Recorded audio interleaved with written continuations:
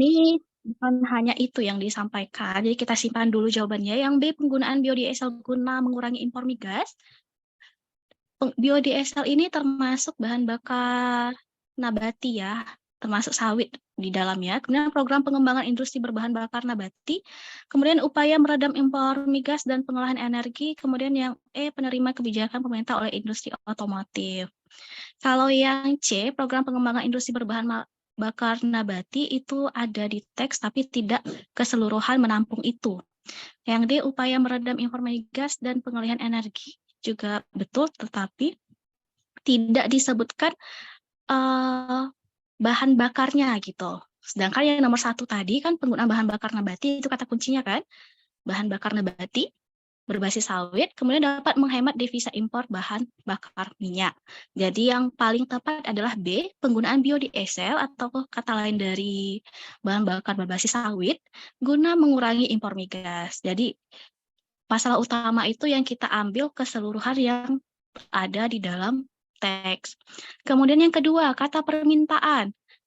Nah, pada kalimat 3, jadi kita langsung melihat ke kalimat 3. Di situ ada kalimat 3, selama ini harga CPO masih tertekan karena pertumbuhan pasokan tidak diikuti pertumbuhan permintaan. Yang A, pemberian. Ini kita mikir logika aja, tidak perlu kita lihat apakah dia imbuhannya sama atau awalan akhirannya artinya apa. Jadi langsung saja kalian bisa lihat dan memikirkan secara penggunaan katanya sehari-hari. Beri dan minta itu beda, otomatis yang A itu dieliminasi. Kemudian yang B, penawaran, nawar dan minta, kita simpan dulu. Yang C, pengusulan, apakah minta dan usul sama? Beda, kan?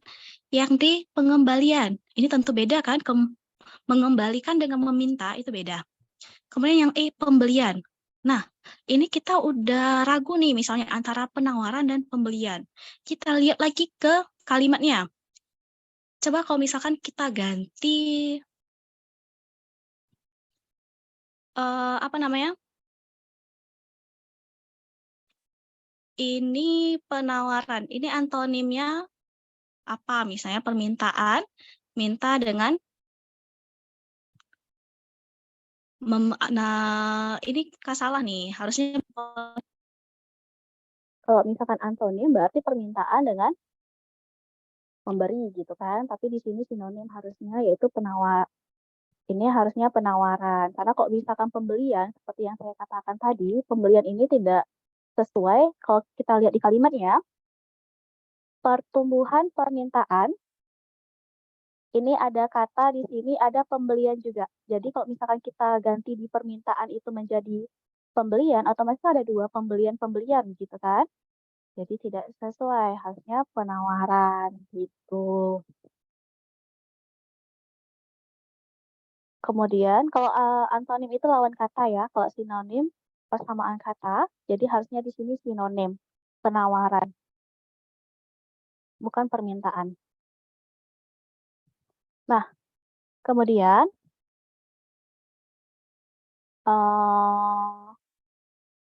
untuk selanjutnya, tunggu ya, ini gua nggak bisa selanjutnya.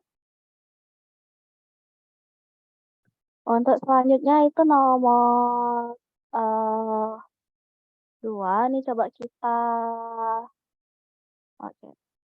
Nah, ini nomor 2 tadi.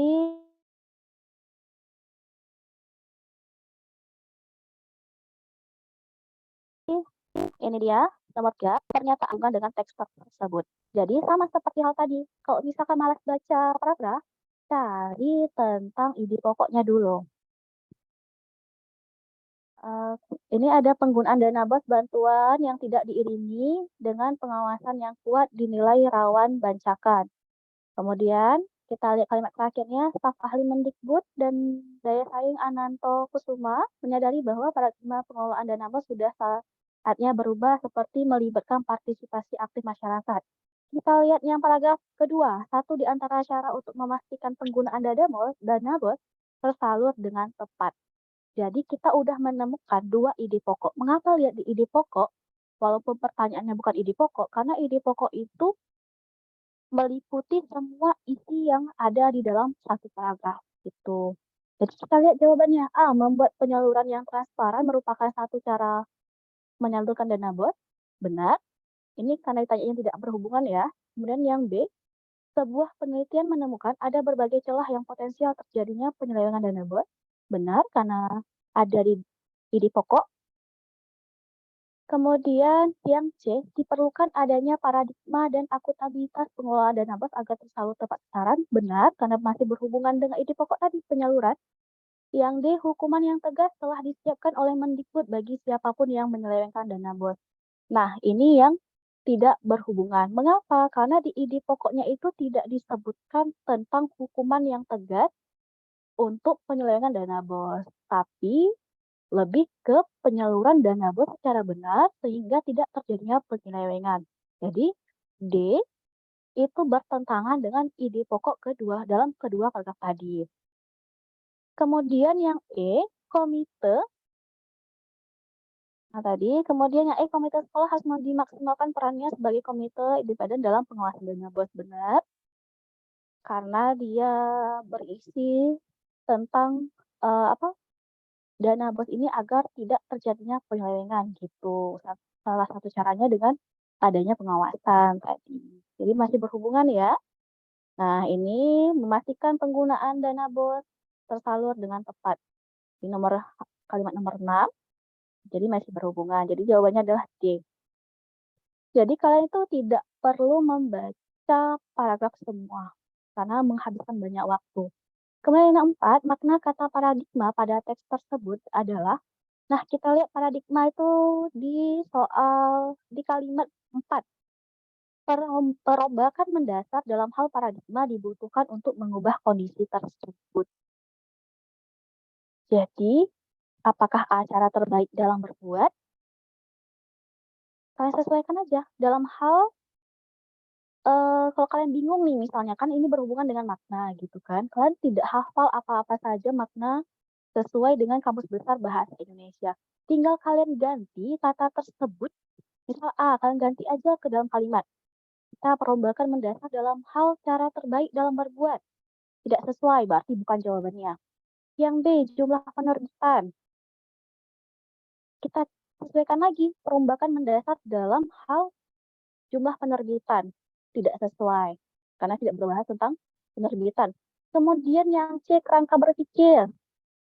Perombakan mendasar dalam hal kerangka berpikir. Sesuai, ketika kita baca, pas gitu kan, kita simpan dulu. Kemudian yang D, perombakan mendasar dalam hal menginterpretasikan masalah.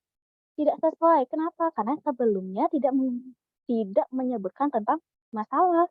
Yang E, pelibatan sebuah teori. Dalam hal pelibatan sebuah teori juga tidak sesuai. Kenapa? Karena sebelumnya kalimat nomor 3 tidak menyebutkan tentang teori. Jadi, yang paling tepat adalah C, kerangka berpikir. Ini salah satu cara yang dapat kalian gunakan jika kalian kesulitan dalam memaknai sebuah kata. Oke, kemudian nomor 5, topik bacaan tersebut adalah, nah untuk topik bacaan sama. Yang perlu kalian lihat apa? Kalau ada 3 paragraf ini, sehari, ide, pokok. Yang pertama, paragraf pertama, kalimat nomor 1, daratan di muka bumi ini yang terdiri atas benua dan pulau-pulau kecil sejak jutaan tahun lalu terus bergerak dinamis. Oke, Mbak di situ udah kita simpan dulu kan daratan, tentang benua, pulau-pulau kecil, kemudian bergerak. Kemudian nomor 5, jalanan daratan itu tidak akan pernah usai sepanjang usia bumi. Perjalanan daratan, berarti tentang daratan lagi. Ya, kemudian pada proses pergeseran daratan, berarti di situ ada proses pergeseran lagi yang disebutkan. Kemudian nomor 9, paragraf kedua, selama puluhan hingga ratus tahun, dua lempeng itu saling menekan. Tentang lempeng. Kemudian nomor 10, kalimat nomor 10, pergerakannya yang hanya beberapa milimeter hingga beberapa sentimeter per tahun itu tidak terasa oleh manusia penghuni bumi. Pergerakannya lagi yang dibahas. Ya, tentang lempeng tadi. Kemudian nomor 12, pergerakan lempeng juga tadi. Jadi kita lihat A, sejarah terbentuknya benua dan pulau-pulau. Apakah benar? Ketika kita lihat tadi, kita baca tidak banyak menyebutkan tentang benua dan pulau-pulau, sehingga itu bukan topik bacaannya. Topik bacaan itu dia sering diulang-ulang dalam satu ide pokok. B, pergerakan lempeng Indo-Australia dan Eurasia. Pergerakan lempengnya betul, tapi Indo-Australia dan Eurasia ini bukan menjadi hal yang termasuk dalam ide pokok secara terus-menerus. Jadi B bukan jawabannya. C, proses terbentuknya lempeng pada lapisan bumi. Ini kita tadi berbicara tentang daratan di muka bumi, ada hubungannya kan, ada kata bumi di situ, ya kan? Kemudian ada proses pergeseran daratan. Nah, kemudian ada lempeng-lempeng. Kita simpan dulu yang C. Yang D, kecepatan pergerakan lempeng Indo-Australia ini tidak termasuk jawabannya karena apa namanya? Kata kecepatan itu tidak disertakan di dalam ide pokok. Kemudian yang E, saling menekan lempeng Indo-Australia ini juga sama karena kata saling menekan tersebut tidak dituliskan dalam ide pokok yang sudah kita baca tadi. Jadi yang paling tepat jawabannya adalah bentuknya lempeng pada lapisan bumi. Jadi nggak perlu kita baca panjang-panjang kan? Walaupun ini paragrafnya memang panjang. Kemudian yang 6, kalimat yang sepola dengan kalimat 10 adalah kalimat 10 nih yang mana? Pergerakannya yang hanya beberapa milimeter. Nah, kalau ditanya sepola, berarti kita berbicara tentang subjek, predikat, objek, keterangan. Nah, kalau kalian bingung dalam penentuannya, pertama ingat saja bahwa untuk subjek, dia itu ditandai oleh kata itu. Jadi kalian bisa lihat di kalimat itu, kalimat nomor 10, pergerakannya yang hanya beberapa milimeter hingga beberapa sentimeter per tahun itu. Ada kata itu, berarti dari kata pergerakan hingga kata itu adalah subjek. Gitu.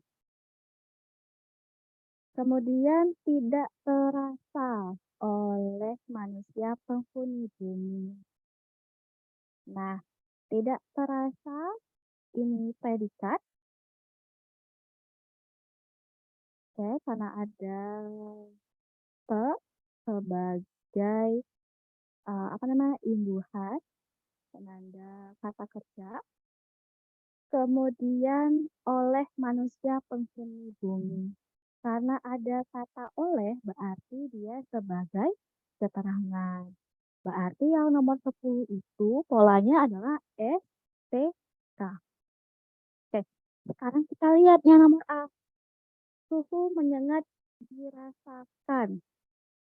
Nah, suhu menyengat dirasakan di Eropa dan beberapa wilayah di dunia pada bulan lalu. Ini suhu menyengat S dirasakan B.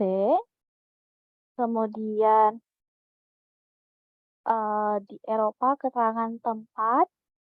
Ya, kemudian dan beberapa wilayah di dunia pada bulan lalu ada keterangan tempat dan keterangan waktu. Oke, kita simpan dulu. Kemudian yang B, pada 9 bulan yang sudah berjalan tahun ini kalau ada kata pada berarti itu masuk ke dalam kata keterangan. Jadi B langsung dieliminasi, tidak usah baca lagi sampai akhir.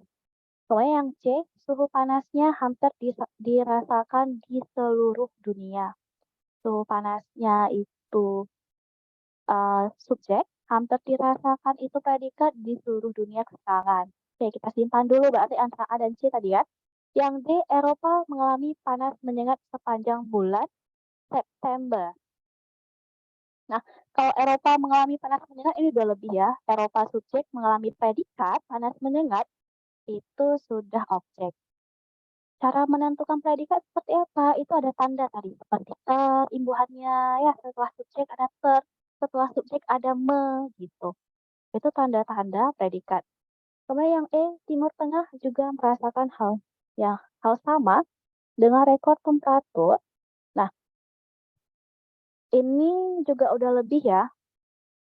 Timur Tengah subjek juga merasakan predikat hal sama udah objek. Jadi antara A dan C. Kita lihat lagi. Yang A itu ada kata dan. Itu. Kemudian ada lebih dari beberapa kata penanda keterangan. Jadi yang paling mirip yang mana? Yaitu C, SPK. Kemudian kita lanjut ke soal nomor 7. Ini pertanyaannya, walaupun ini ada panjang nih kan, langsung aja lihat soalnya. Kata ekskavasi pada teks tersebut berpadanan dengan kata ini sama seperti ditanya sinonim ekskavasi itu apa gitu. Ini ada beberapa pengulangan kata ekskavasi. Kita coba dulu. Kok misalkan sulit nih ketika mengartikan kata-kata seperti ini, seperti yang saya katakan tadi. Kalian coba lihat dulu satu kalimat saja di ini pokok. Peneliti Balai Arkeologi Sulsel melakukan ekskavasi untuk melacak dugaan pertemuan antara penutur Austronesia dan kelompok lokal yang menghuni ceruk serta goa di kawasan Maros. Berarti yang ingin diteliti apa? Tentang penutur yang berada di ceruk atau goa gitu di bawah tanah kan. Kemudian ini. Berarti di sini kata ekskavasi pada teks tersebut berpadanan dengan kata apakah pengangkatan? Apakah untuk meneliti tanah itu kita mengangkat? Tidak, ya. Kemudian B, penelitian. Kalau penelitian, apakah sama dengan ekskavasi? Tentu tidak, beda ya. Oh, C, penggalian. Simpan dulu nih, kalau kita nggak tahu ininya. Nah, kemudian ada pencarian. Pencarian. Apakah sama pencarian dengan ekskavasi? Pencarian biasanya apa? Kita mengobservasi, ya lakukan gitu ya. Jadi, apakah pencarian korban bencana alam, misalnya kayak gitu. Apakah kita menggunakan kata ekskavasi? Ya, berarti secara logika, ekskavasi itu bukan pencarian. Kemudian yang E, pengembangan. Apakah ekskavasi di sini pengembangan? Melakukan ekskavasi untuk melacak gitu.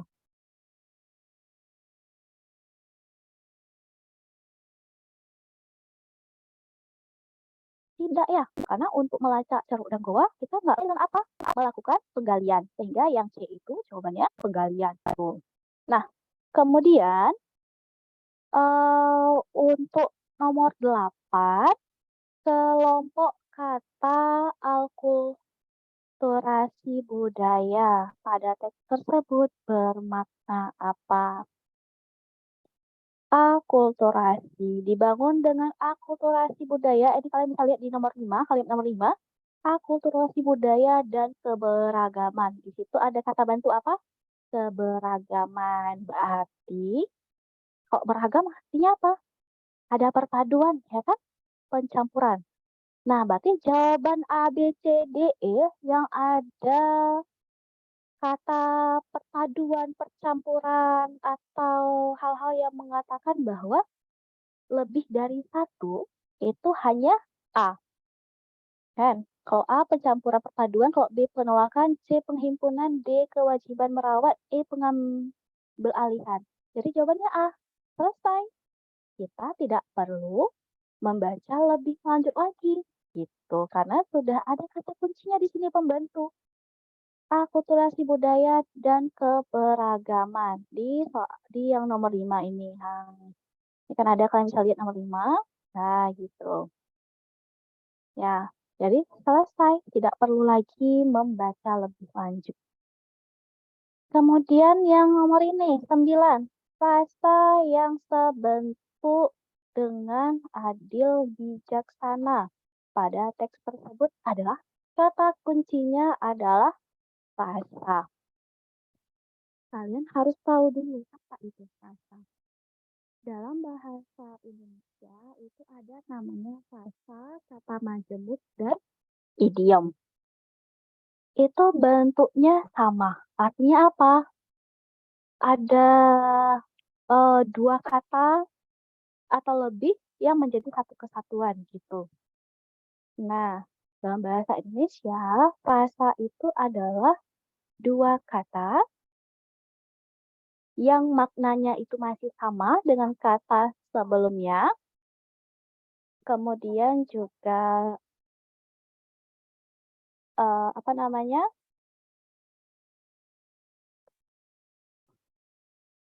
dia dapat disisipkan dengan kata lain. Sedangkan kata majemuk, dia tidak dapat disisipkan oleh kata lain. Jadi, kalian bisa lihat di situ.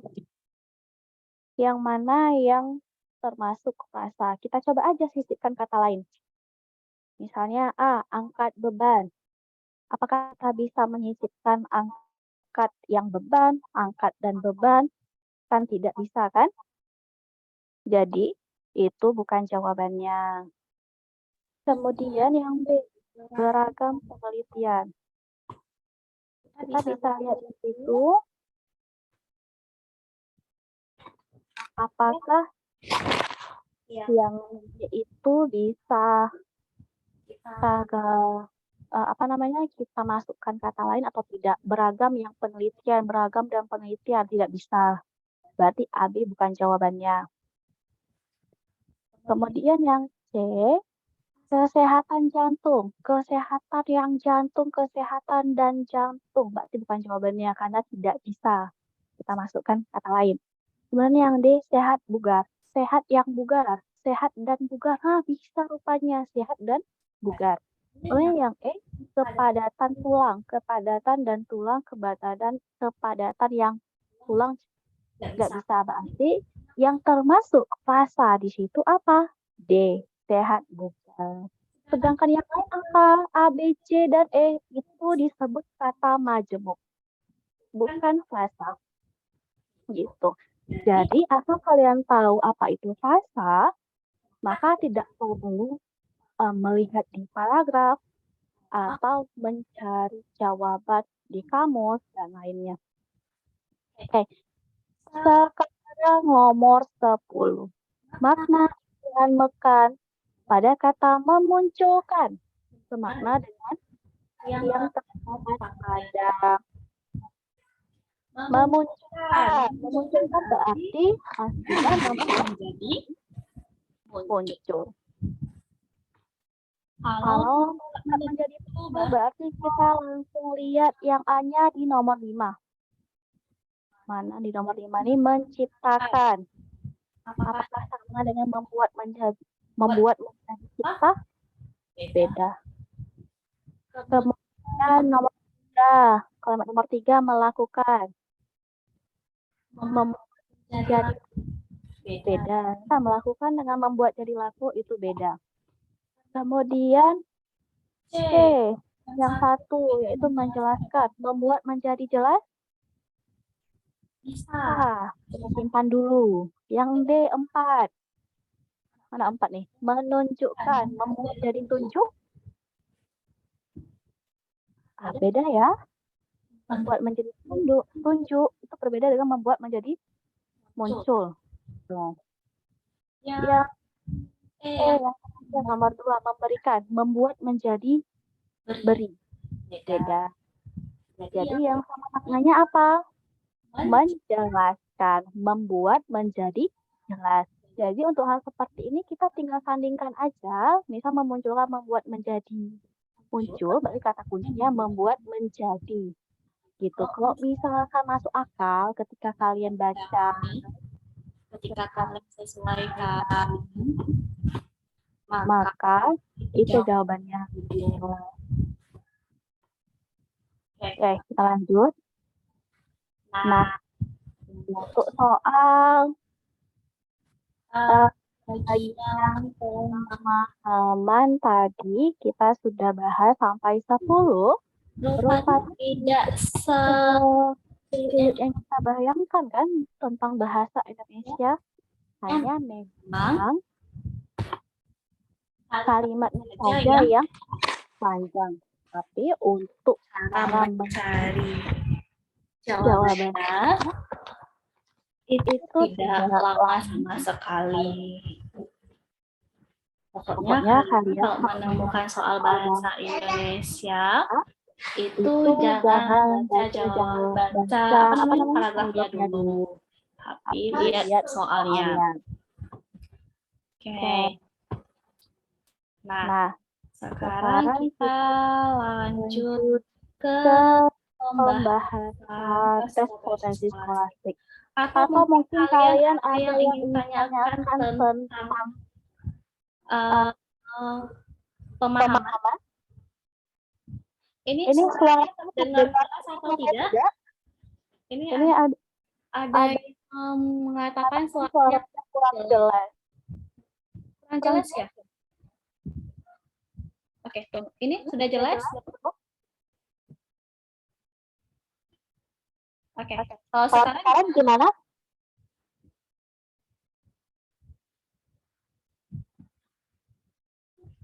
Aduh.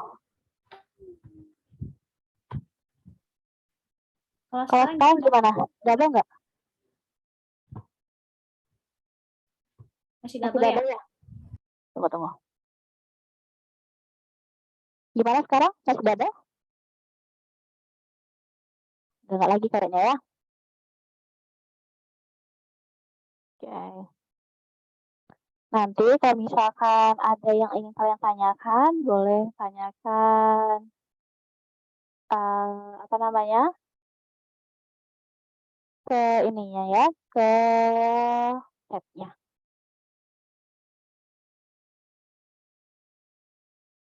Nah, sebentar ya.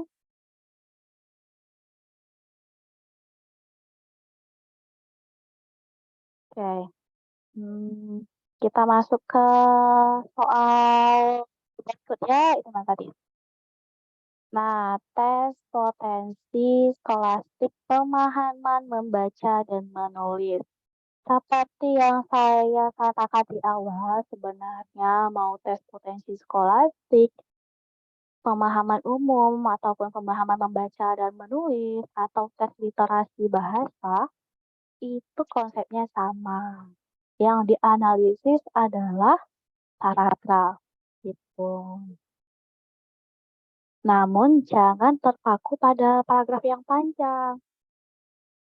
Kalau kalian dari awal itu sudah pusing melihat paragrafnya, itu bisa membuat kalian itu terkecoh gitu. Bahasa Indonesia paragrafnya boleh panjang, tapi jawabannya mudah untuk ditemukan jika kalian sudah tahu cara menemukannya.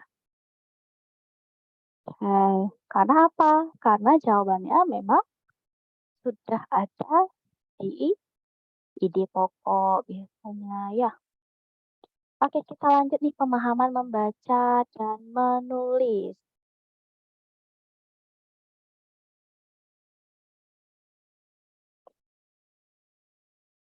Ini soalnya panjang juga. Ada 2 paragraf, tapi 1 paragraf itu panjang sekali.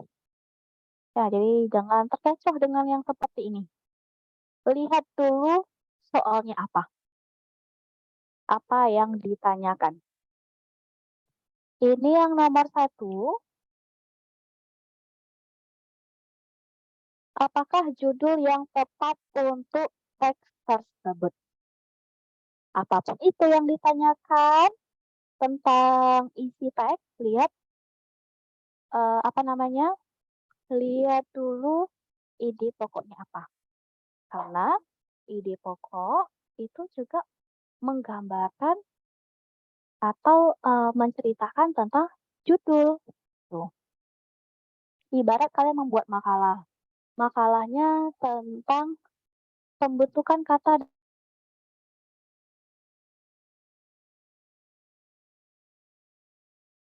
dalam bahasa Indonesia, pasti kan pendahuluannya tidak mungkin tentang kalimat, gitu.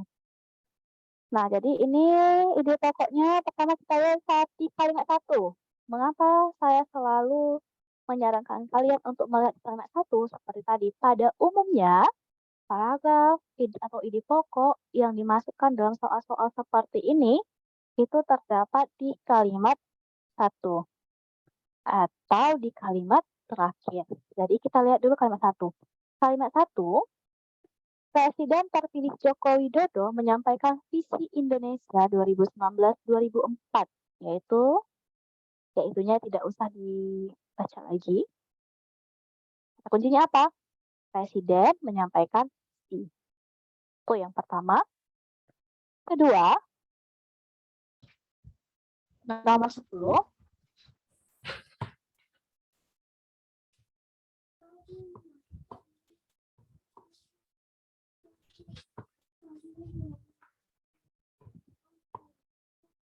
Ya.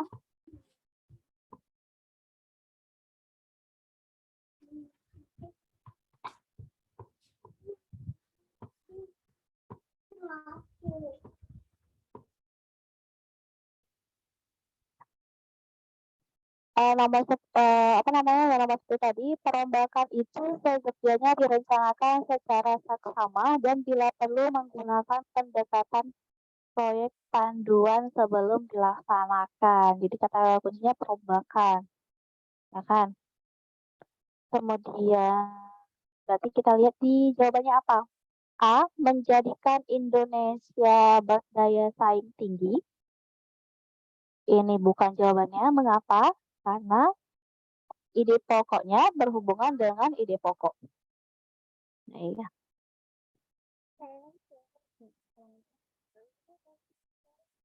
Oke. Nah, kemudian oke, sebentar ya. Nah, kemudian 5 program kerja Presiden Jokowi juga bukan. Kenapa? Karena tadi seperti yang saya katakan tadi, kalimat ide pokoknya kan tentang visi kan, sedangkan 5 program kerja Presiden Jokowi ini kalau kalian ragu, misalnya kita ragu nih, kita bisa lihat di mana ya ada kata 5 program kerja, rupanya di kalimat nomor 5 itu ada disebutkan ada 5 program kerja pemerintah, gitu. Nah, kemudian kita lihat lagi di mana lagi ya ada program kerja, rupanya ada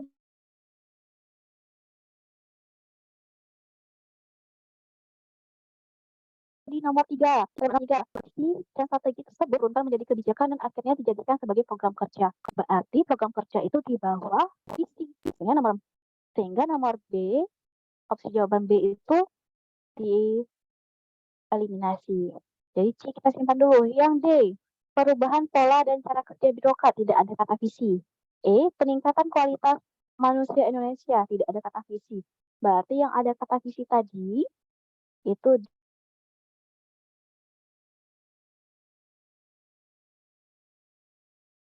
di penjabat visi Presiden Jokowi. Karena ide itu nggak mungkin judulnya itu apa, tapi pembahasannya atau ide pokoknya itu tentang mangga gitu. Jadi itu salah satu caranya ya, biar kalian nggak perlu baca panjang-panjang seperti ini.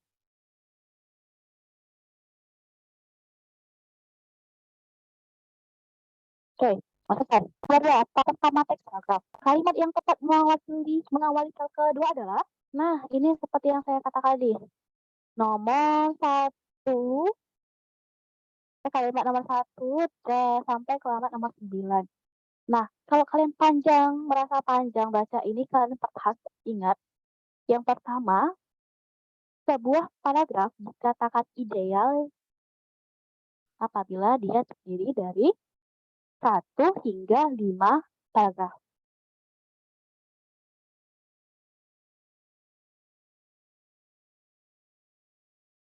Berarti itu ideal nomor atau 7 baris gitu. Jadi kalau misal lihat lah, tadi kan udah ada kata kuncinya 5 paragraf gitu kan secara teori. Sebuah paragraf dikatakan ideal jika dia terdiri dari 5 paragraf gitu. 3 sampai 5 paragraf.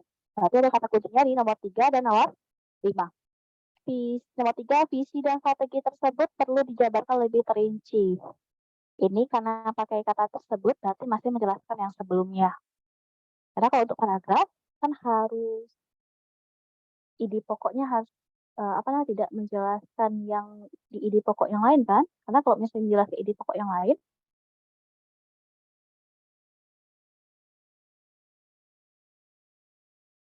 berarti itu masih kalimat pengembangan. Kita nomor Joko Widodo Ma'ruf Amin. Nah, berarti nomor 5 ini antara nomor 3 dan nomor 5, berarti yang paling tepat adalah nomor 5.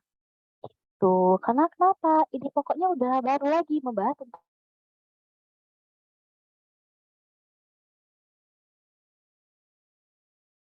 5 program kerja. Sedangkan yang ada kalimat 7, 5 program kerja tadi. Itu berarti jawabannya adalah ke kalimat 5. Kita nggak perlu lagi lihat kalimat 4, 7, nggak perlu lagi lihat kalimat 4, 7, 8, dan 6. Gitu. Atau kalau mau lihat nomor 4, boleh juga tadi nomor 4 ini apa ya? Ini nantinya, nah karena ada kata ini, berarti ini masih menjelaskan tentang Presiden terpilih Joko Widodo menyampaikan visi. Jadi bukan jawabannya. Gitu. Jadi yang perlu kalian ingat aja kalau misalkan ditanya tentang paragraf seperti ini, ingat aja teorinya bahwa sebuah paragraf dikatakan ideal jika terdiri dari 3 hingga 5 paragraf. Itu. Nah, kemudian nomor 3. Ini kalimat 3 dan 4. Kalimat 3 dan 4 dapat digabung dan divariasikan tanpa mengubah makna menjadi. Nah, kalau bisa lihat di kalimat nomor 3 dan kalimat 4, visi dan strategi tersebut perlu dijabarkan lebih rinci, diturunkan menjadi kebijakan, dan akhirnya dijadikan sebagai program kerja. Ini nantinya menjadi tugas menteri sebagai pembantu presiden di kabinet, kepala daerah, dan aparat birokrasi di bawahnya. Oke, kalau digabung seperti apa? Nah, kita lihat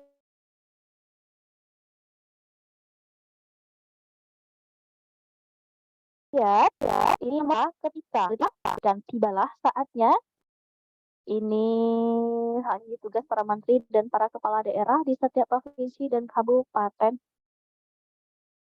kota ini mengubah maknanya. Ya, kemudian karena tidak tidak memasukkan semua inti dari kalimat 3. Karena kalimat 3 itu ada menjadi kebijakan, ini tidak disebutkan berarti A tidak termasuk jawaban. B, visi dan strategi perlu dijabarkan secara rinci lalu turunkan menjadi kebijakan, kemudian dijadikan sebagai program kerja sehingga nantinya menjadi tugas para menteri, kepala daerah, dan aparat ini ya. Kemudian lalu diturunkan ini masih ini ya, masih belum mencakup semuanya dan masih menggunakan kata yang sama seperti yang sebelumnya secara tidak hemat karena lalu diturunkan, kemudian ini kan sama kata-katanya gitu. Jadi bisa digabungkan tanpa menggunakan kata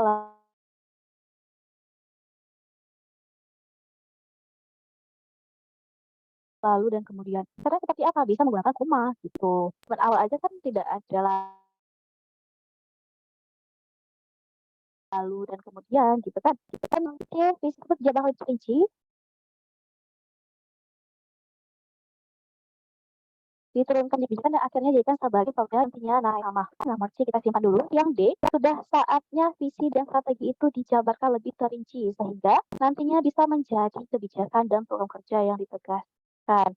Ini berbeda ya, menang.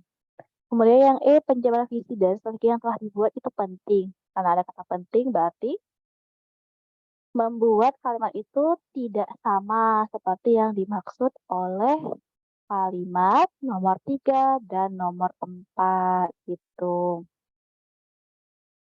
Oke. Nah,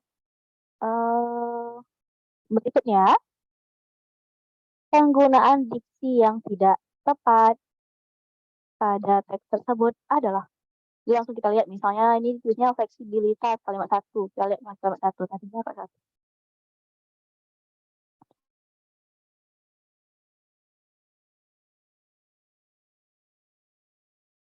Nih, dia memiliki fleksibilitas. Nih, ada nih, tidak ada masalah.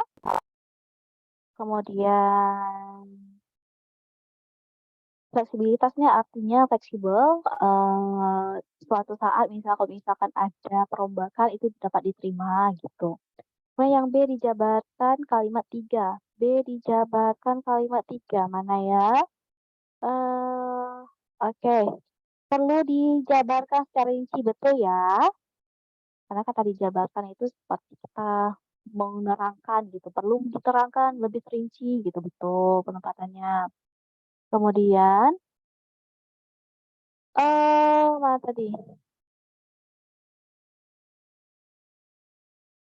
Nah, kemudian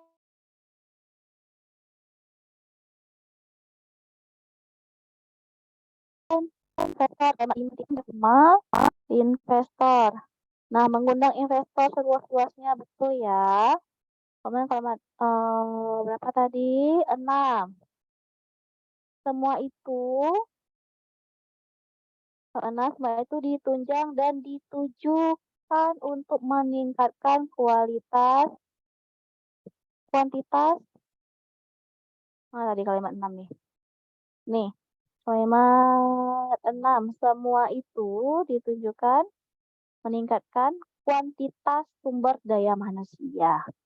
Nah, ini yang tidak sesuai. Mengapa? Tunggu ya. Susah buat nih ya.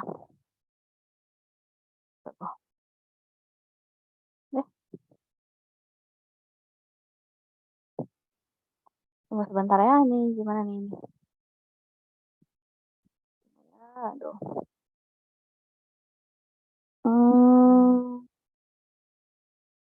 Bentar ya. Tunggu. Coba saya bagikan lagi ya. Tadi ini dia. Mana bagikan? Layar. Mulai sekarang. Mana tadi ini ya? Oh. Tunggu sebentar ya.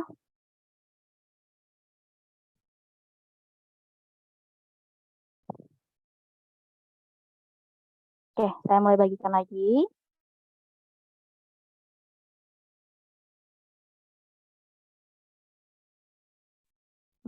Bagikan.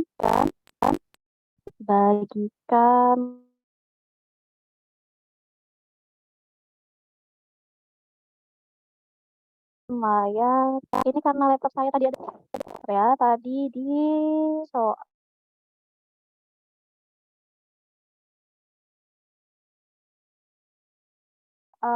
nomor. Oke, ini tadi kuantitas mana kuantitas tadi. Nah, ini kalian bisa lihat kuantitas. Semua itu ditunjang dan ditujukan untuk meningkatkan kuantitas sumber daya manusia. Apakah sumber daya manusia itu kuantitas? Kuantitas itu digunakan untuk apa?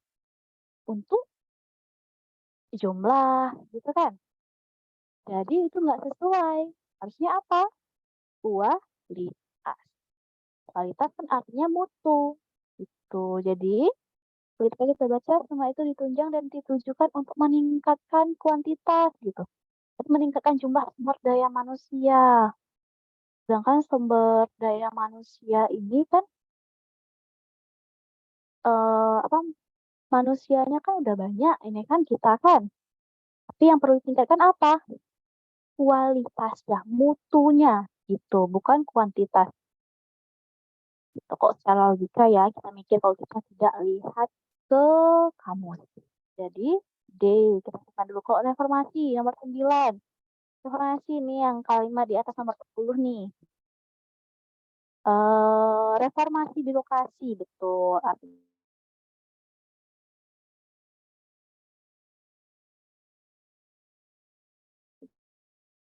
Bahaya rombak birokrasi. Mana perombakan itu? Berarti yang dimaksud perombakan itu apa? Kita lihat lagi ke bawah. Ke bawah. Lihat ke atas nomor 9 tadi kan. Rujuk ke kalimat sebelumnya. Kita lihat nomor 9. Selain itu dipastikan bahwa Pancasila sebagai satu-satunya ideologi negara, toleransi dalam kehidupan beragama, suku dan etnis, dan demokrasi yang beradab, serta pemangkasan izin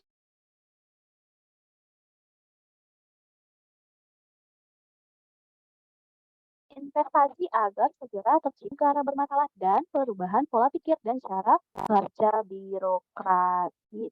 Tuh. Berarti kita cari kalimat yang berhubungan dengan itu tadi. Yang mana?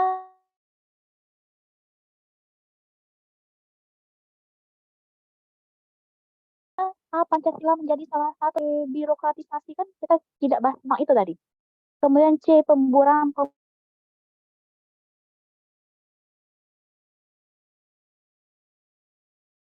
lembaga negara bermasalah tidak ada yang terakhir. Menggunakan pendekatan proyek panduan. Ini tidak ada di kalimat nomor 9. Kita lihat kembali. Nah, nomor 9. Tidak ada kan? Yang ini tadi, yang terakhir yang mana? Nah, bahwa Pancasila sebagai satu-satunya ideologi negara ada tapi di awal ya kan. Kemudian apa lagi? Pemangkasan izin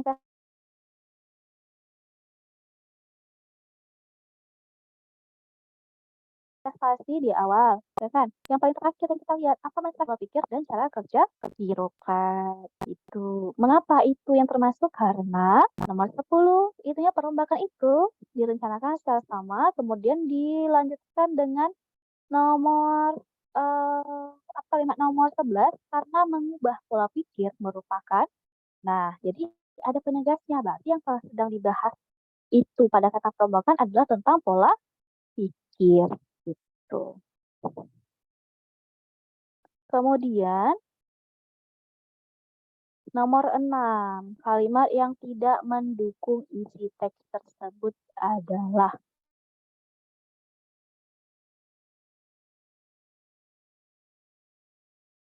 Langsung saja di jawabannya 3, 4, dan 11. Itu terjadi karena ada kata itu.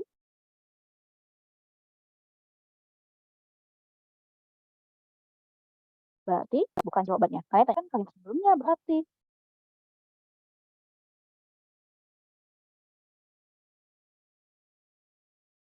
Empat, seperti diketahui, Brebes merupakan daerah di cara kerja. Oh, ada Brebes. Tentang penghasilan umum. Ini pokoknya lah dampak kekeringan mulai dirasakan oleh sejumlah petani bawang merah di Brebes. Jadi tidak sesuai. Kenapa? Seperti diketahui, padahal sudah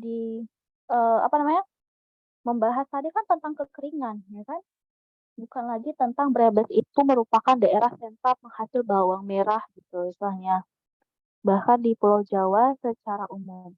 Karena apa akan terlompat nanti. Sedangkan nomor 3 kan bahas tentang kekeringan. Harusnya nomor 4 itu masih tentang kekeringan gitu. Sehingga 1 dia. Nah, kemudian C, berarti kalau kita udah tahu nomor 4,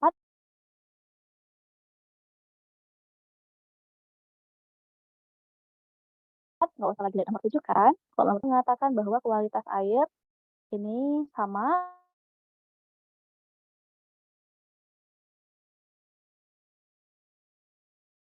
Jawabannya karena masih bahas tentang ayat. Nomor 6 tentang ayat.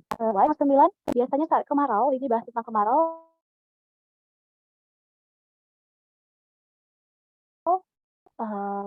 Sama karena bahas tentang keringat. Krisis air ini masih sama karena dia masih menjelaskan yang nomor 10. Ya,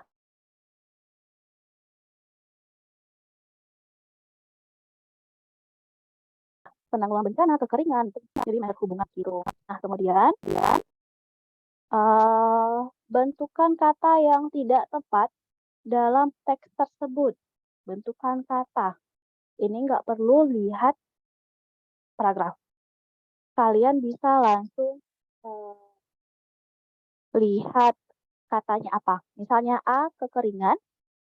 Ini sesuai kata kekeringan karena yang dikatakan bentukan kata. Bentukan kata itu tidak ada hubungannya dengan apakah kata tersebut cocok atau enggak, tapi tentang apakah kata tersebut dibentuk dengan benar atau tidak. Jadi nggak perlu lihat paragraf. A, kata kekeringan. B, kata teraliri benar. Kekeringan, teraliri benar. Penggunaan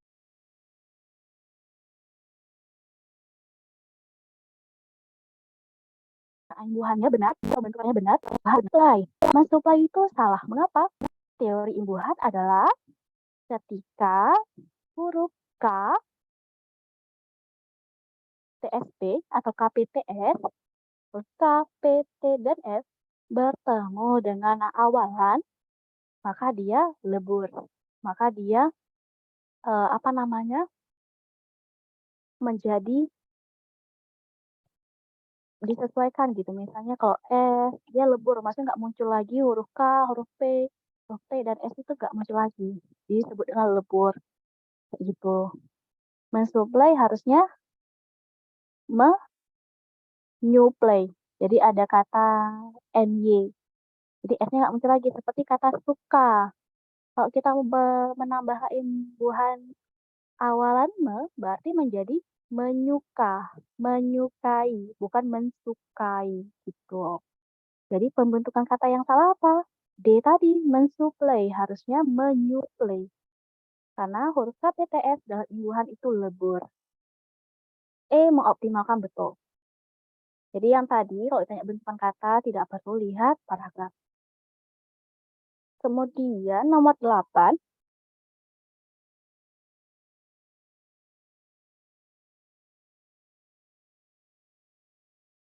kalimat yang tidak efektif.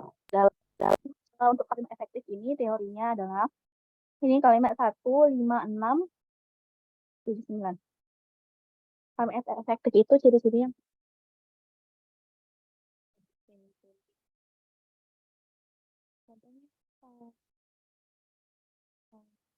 hanya tidak hemat. Kenapa? Kata bannya sama dengan kata siswa-siswa. Jadi cukup salah satu. Banyak siswa atau siswa-siswa gitu. Kemudian penggunaan kata tidak baku, kemudian tidak masuk akal, kemudian penggunaan imbuhan yang tidak sesuai. Jadi itu ciri-ciri kalimat dikatakan tidak efektif. Jadi pertama kita lihat yang kalimat nomor 1. Dampak kekeringan mulai dirasakan oleh sejumlah petani bawang. Nah, ini seperti yang saya katakan tadi. Sejumlah petani. Berarti ini masuk sebagai kalimat tidak efektif. Karena apa? Tidak hemat. Gitu. Dia tidak mencakup unsur kehematan karena sejumlah dan petani itu maknanya sama, menyatakan banyak gitu. Jadi pilih salah satu, sejumlah petani atau oleh petani saja gitu. Jadi untuk kalimat lainnya nggak perlu kita lihat lagi, cukup ya tadi kan cukup ketika udah dapat jawabannya ya udah 5, 6, 7, 9 itu tidak perlu kita lihat lagi. Nah, kemudian ini konjungsi atau kata hubung yang tidak tepat penggunaannya dalam teks tersebut adalah Mana konjungsinya 2, 3, 7, 11. Kalau dalam yang soal apa, dalam, menjawab soal seperti ini perlu sekali cara membaca skimming atau scanning. Jadi dengan cara apa? Sama seperti kita men-scan kata gitu. Yang perlu kita cari kata yang ingin kita tuju. Jadi tidak perlu baca kata itu, teliti sekali per kata, tapi langsung kita cari kata-kata yang kita tuju. Ini kalimat nomor 2, 3, 7, 11. Mana 2? Nah, 2 apa konjungsinya? Karena. Ya kan? Yang seharusnya dimulai bulan Mei lalu karena takut merugi. Karena benar. Ya, karena kan ini dia pernyataan sebab akibat, ya kan?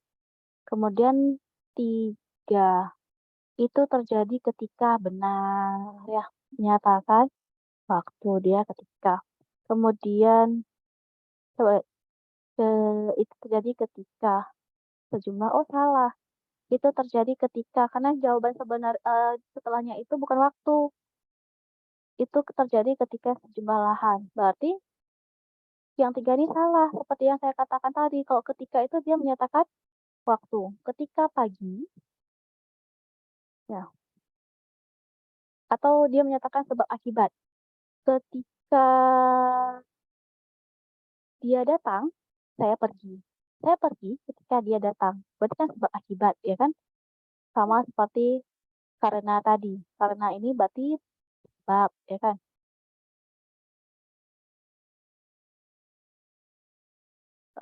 Jadi jawabannya apa nih? Itu terjadi karena sejumlah lahan bawang merah kering dan retak akibat kondisi. Berarti ini karena dia menyatakan sebabnya, berarti yang 3 ini salah kondisinya. Harusnya ini B konjungsi ketika harusnya diganti dengan karena. C konjungsi bahwa pada kalimat 7. C konjungsi bahwa pada kalimat 7. Kalimat 7 akan bahwa kualitas air ini benar. Mengatakan bahwa, kalau udah bahwa biasanya setelah kata mengatakan benar. Kemudian konjungsi untuk pada kalimat 11. Untuk benar. Ya, dia tujuan, mengatakan tujuan. Konjungsi sementara itu pada kalimat 10. Sementara itu benar. Ini sebagai konjungsi antar paragraf kayak gitu. Nah, ini benar ya karena dia menjelaskan mengaitkan tentang yang sebelumnya. Oke. Kemudian soal nomor selanjutnya, urutan yang tepat untuk kalimat acak tersebut adalah. Nah, sebenarnya untuk kalimat acak ini paling mudah ya. Kalian nggak perlu mencocokkan semua, yang perlu kalian lihat apa? Ini A, B, C, D, E berarti 2, 1, 6. Ya kan? Kalian harus tahu dulu 2, 1, atau 6. Sehingga kalian bisa tahu yang mana yang harus dieliminasi. 2, 1, 6. Kita lihat dulu nomor 1. Inilah yang coba, karena ada kata inilah, berarti salah. 1 bukan awal kalimat. Kenapa? Kalau kata ini berarti kan dia menunjuk ke kalimat sebelumnya. Gitu. Hal inilah berarti kan, berarti ada kalimat sebelumnya yang dijelaskan. Berarti nomor 1 bukan awal kalimat.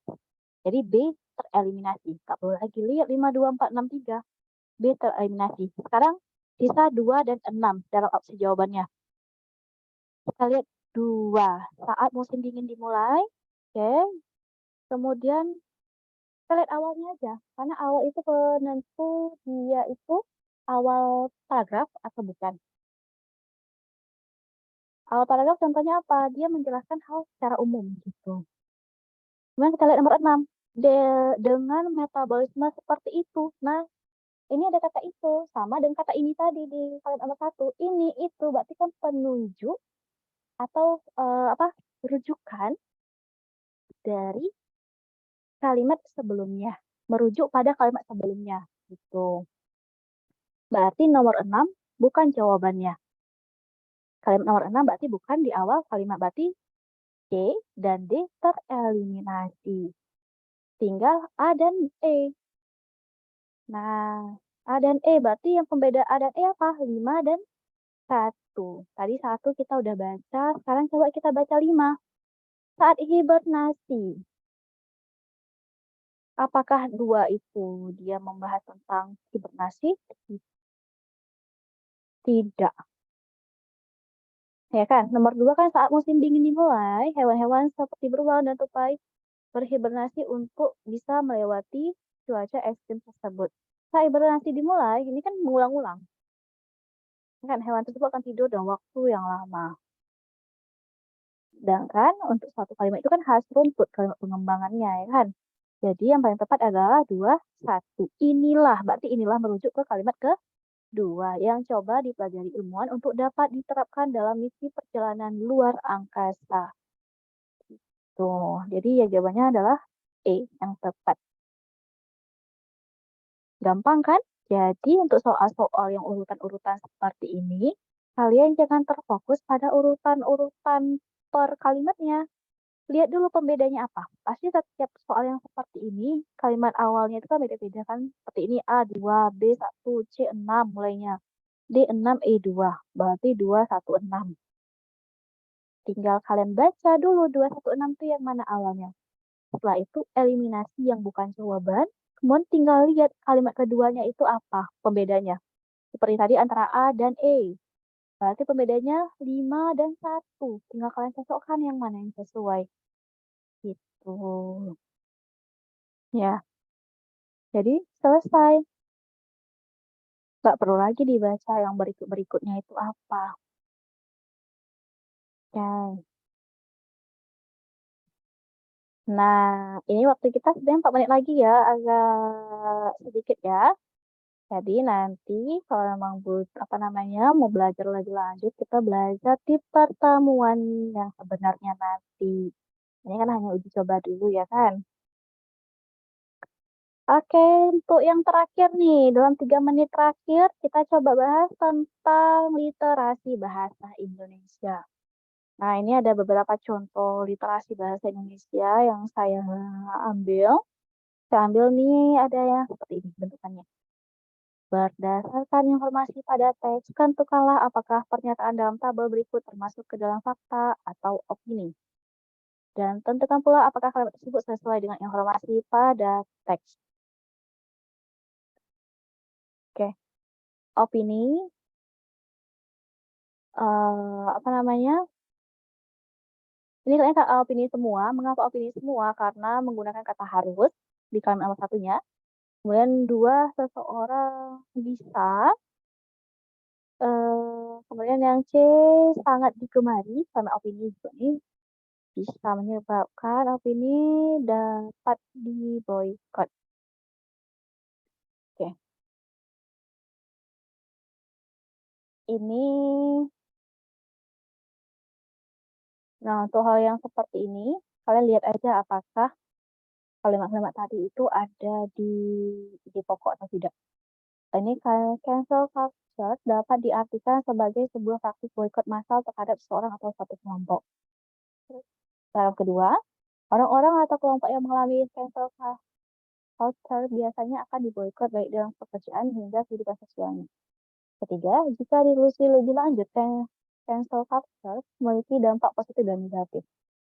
Berarti, pertama, masyarakat harus menerapkan sistem cancel untuk menimbulkan efek jerah bagi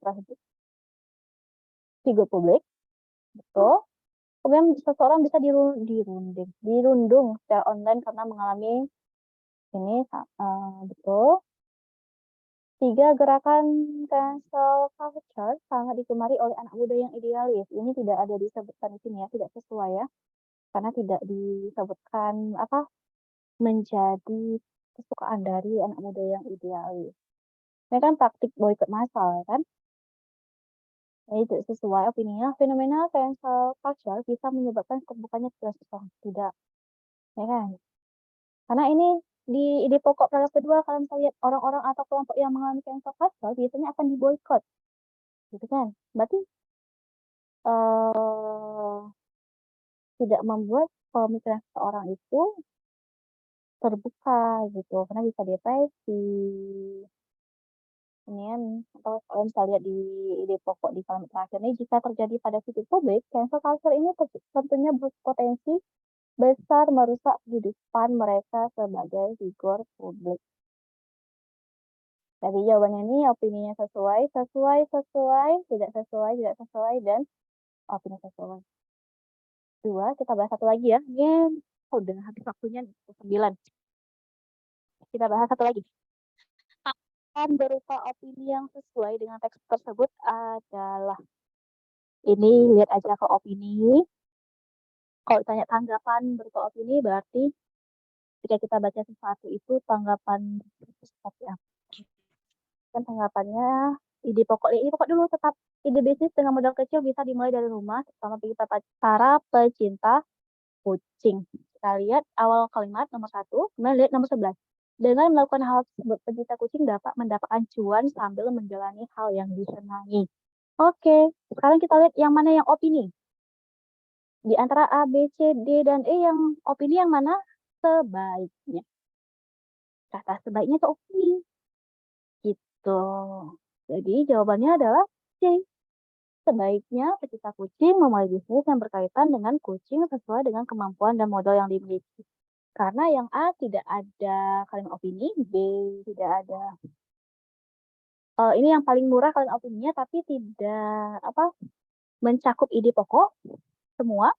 Yang D banyaknya ini juga opini, tapi tidak mencakup ide pokok. Yang E hanya konten kreator, ini opini tapi tidak mencakup ide pokok. Tidak sesuai dengan ide pokok yang dibahas. Jadi jawabannya adalah C. Oke, ini waktu kita sudah habis ya. Selebihnya nanti kita akan bahas di di pertemuan berikutnya. Nah, Oke, ini ada yang tanya tadi ya, kenapa 2 ini karena udah habis kan, jadi kita mulai masuk ke pertanyaan aja ya. Sampai 5 menit lah ya, kita bahas 6 pertanyaan sebelum kita akhiri. Ini kenapa 216? Ini masalah tadi ya. Yuk kita lihat lagi. Kalian bisa tanya di ini ya. Ini karena saya pakai HP, jadi akan ada ya. Nggak suka bentar ya. Saya lihat di mana tadi 216. Kenapa 216 di sini ya? Nah, ini bentar ya, saya coba coret di sini. Tadi ya. Bisa nggak ya? Tunggu. Keluar Pak dia, tunggu ya. Aduh, bentar.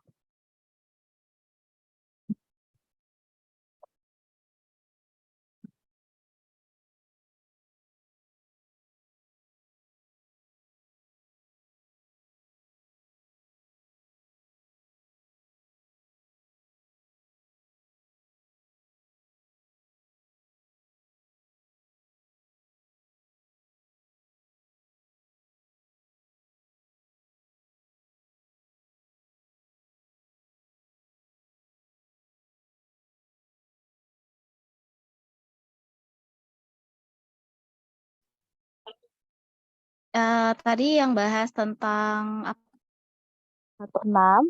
Ini kita bahas satu lagi, habis itu kita selesaikan ya. Yang 216 tadi,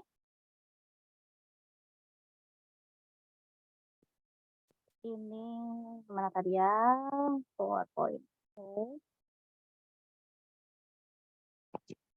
Nah, 216 mana tadi? 216 terakhir. Kayak tadi. Oke, nih. Karena di awalnya ini kan angka 2, 1, 6, 6, 2. Sehingga, ini tadi. Sehingga jadi awal itulah yang kita fokuskan, harusnya kita fokuskan gitu.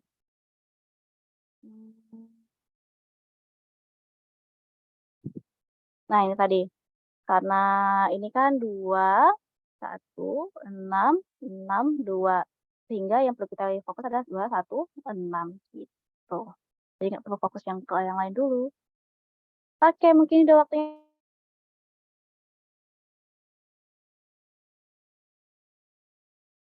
Ini udah habis ya, terus mungkin nanti akan kita bahas di pertemuan yang sesungguhnya aja ya. Oke, kalau gitu cukup ada yang ingin tanya lagi nggak sebelum saya akhiri nih? Mungkin nanti kita akan berjumpa di pertemuan yang sesungguhnya, sehingga nanti kita bisa membahas lebih lanjut. Kalau ini kan seperti mode cepat gitu ya. Kita manfaatkan waktu 1 jam tadi kurang lebih, sehingga bisa bahas ketiga permasalahan tadi gitu. Untuk lebih lanjutnya kita akan bertemu pada pertemuan selanjutnya nanti, sehingga kita bisa mengupas lebih jelas tentang bahasa Indonesia ini. Tentunya ada soal-soal yang bervariasi lagi selain yang ada tadi. Tadi kan cuma contohnya saja kan. Oke. Dan kalau siang insya Allah saya bisa kalau pagi misalnya saya bisa insya Allah bisa lebih optimal. Kalau malam memang karena pun lagi di lagi di luar daerah jadi ya susah. Oke, kalau gitu terima kasih untuk semuanya ya. Mohon maaf atau kalau ada kata-kata yang salah. Sampai bertemu nanti di pertemuan yang sesungguhnya. Saya harap kalian dapat bergabung biar kita bisa bahas lebih lengkapnya. Saya akhiri. Assalamualaikum warahmatullahi wabarakatuh. Waalaikumsalam warahmatullahi wabarakatuh. Makasih Kak.